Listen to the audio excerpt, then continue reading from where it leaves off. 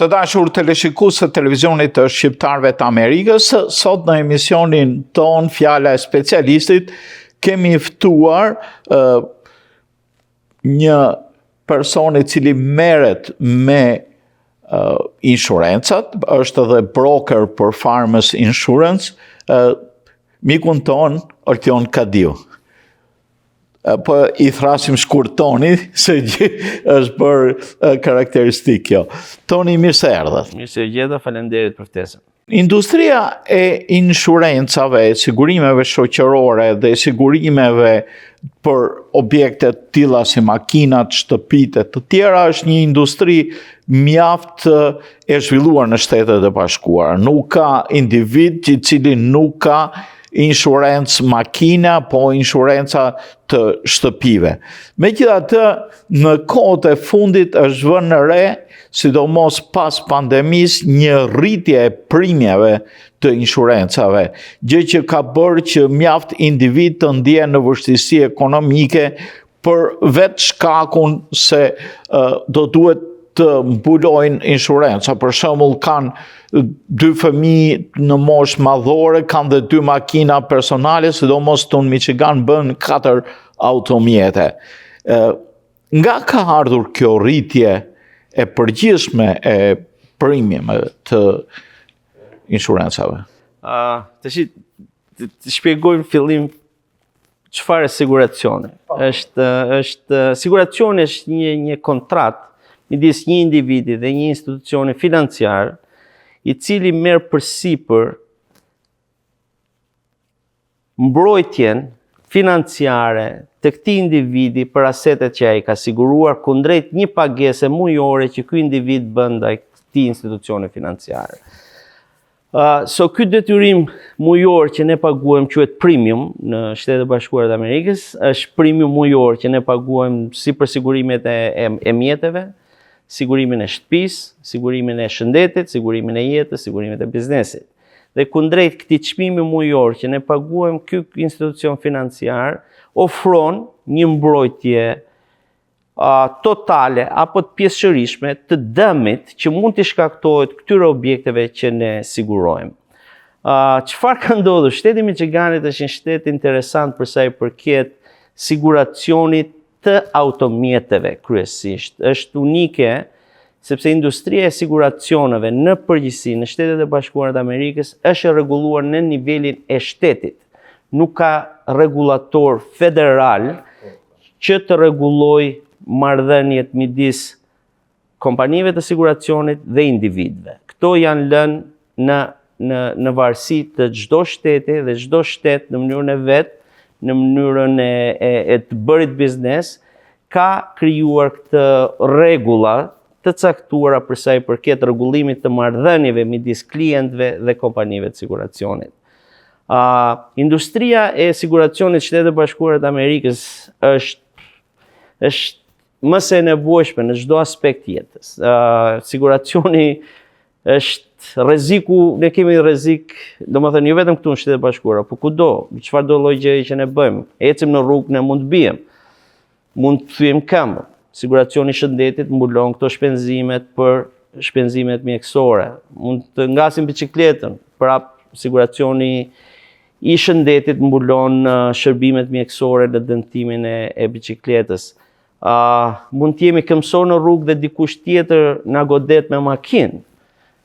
Sigurisht që bëhen investigime dhe sigurisht që në bazë të fajit që i bie, siguracioni i automjetit apo i shoferit mbulon shpenzimet e këmbësorit. Çdo aspekt e jetës që ne ekspozohemi, që nga ecja, nga makina, nga biçikleta, nga puna, ka një rrezikshmëri të caktuar. Dhe kjo rrezikshmëri për kompanitë e siguracionit është një oportunitet për të bërë biznes. Sigurisht që ato të ofrojnë një qetësi mendore, që ne kemi një mbrojtje në rast të një dëmi financiar që mund të nga shkaktohet, apo një dëmi fizik që mund të nga shkaktohet, por kundrejt një pagese të caktuar, të cilët kompanitë e siguracioneve e mbledhin, e managjojnë dhe pagojnë dëmin për atë individ cilët janë dëmtuar. Shteti i Michiganit ka qenë një nga shtetet më revolucionare, mund të them, për sa i përket siguracionit të makinave.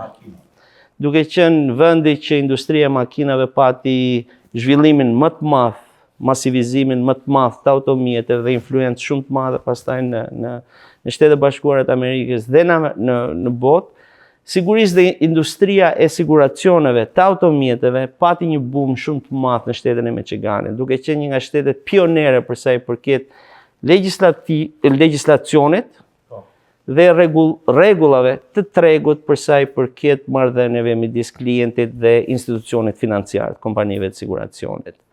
Shteti i Michiganit vazhdon, janë disa shtete në Shtetet Bashkuara të Amerikës që quhet no fault insurance. Pra, për t'ju sqaruar, no fault nëse shkakton dëm, nuk ke faj në thonjza. No fault insurance është do të thotë që kushdo që të jetë fajtor në një aksident automobilistik, kompania juaj e shoferit, nuk ka rëndësi kush e ka fajin, kompania që ti ke siguruar makinën tënde personale është paguasje e parë e dëmit. Me faj, pa faj, çdo klient ka të drejtë të kërkoj shpërblim të kompania e tij ku ka siguruar automjetin. Tash një ndryshim në këtë mes, me sa di unë, më sqaro, është që tani me ligjin e ri që ekziston në Michigan, të dy, nëse zem një larg qoftë, ndodh një incident, përplasen dy persona, se cila kompani me cilin shoferi A godet shoferin B, shoferi B paguhet nga kompania e vetë e sigurimeve, shoferi A nga kompania e vetë. Përpara ishte ndryshe, hynin në konflikt disi kompanitë e sigurimeve. Vazhdojnë, megjithëse ligji ndryshoi në 2020, ky ndryshim no fault insurance nuk ndryshoi. Ky aspekt qëndroi i njëjtë. Shoferi A do vej te kompania A dhe shoferi B do bëj ankesë te kompania B për dëmin e shkaktuar. Kompanitë midis njëra tjetrave pastaj dillin me njëri tjetrën, por jo klienti me insurancën B. Ky është një marrëveshje që kompanitë bëjnë marrëveshje më vonë në shkallën e dytë të tretë të negociatave për pagimin e dëmit. Kjo nuk ndryshoi në Michigan. Kjo nuk pati ndryshim. Vazhdon të jetë Michigani no fault insurance. Tash e veçanta është bashkimi i insurancës së makinave me insurancën shëndetësore. Këtu është ai ndryshim, ajo PIP që quhen ato. Në 2020, Shteti i Michiganit kaloi një ligj, sepse rregullohet siç e thamë përpara, në legjislaturën e çdo shteti. Shteti i Michiganit ishte një nga shtetet që ka koston e siguracionit të makinave më të lartë se çdo shtet tjetër në Union, në Shtetet e Bashkuara të Amerikës. Dhe elementi kryesor që e bënte çmimin e siguracionit të automjeteve kaq të lartë në Michigan ishte pikërisht mbrojtja fizike e shoferëve apo individëve të tjerë në automjet, e mbrojtjeve dhe dëmtimeve fizike që mund të lindin nga një aksident. Shteti i Michiganit, duke qenë një nga shtetet revolucionare, siç e tham përpara, për sa i përket rregullave të siguracionit të automjeteve, ishte në të njëjtën kohë edhe shteti më gjeneros për sa i përket mbulimeve ndaj dëmtimeve të shoferëve apo të pasagjerëve të mjetit. Kur flasim dëmtime fizike. Dëmtimet fizike. Dëmtimi fizik është një pjesë dhe një kosto që llogaritet afërsisht në 30% deri në 40% e kostos mujore të premium që ne pagojmë në Shtetin e Michiganit për mjet. Me sa di unë për shkak nga siguracioni vetjak, di që është një 250.000 mbulimi për apo më shumë bëhet.